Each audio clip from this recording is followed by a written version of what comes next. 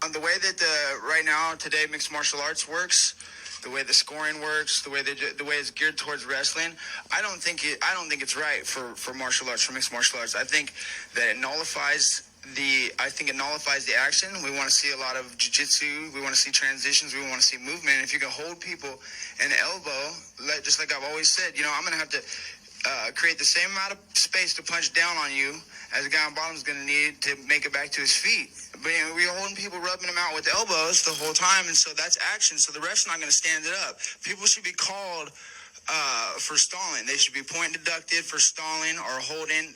The guy should be yelling action.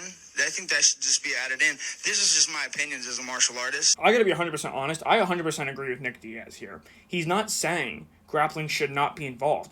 He's saying if you are going to grapple, you need to be trying to advance position, or you need to be trying to cause damage, you need to be trying to do something to finish the fight. You should not be able to just lay on top of your opponent for 3 rounds or for 5 rounds and you win because you're a better hugger. Now, he's not necessarily talking about the Dagestanis, as they weren't really around at the time, but he is referring to people like GSP, where he was at times kind of a lay and pray artist a little bit, and there are other fighters at that time who were just really, really boring to watch. Guys like John Fitch at the time, just laying and praying, and people don't want to watch that. People do not pay pay-per-view to watch men hug each other. It is meant to be who is the better fighter.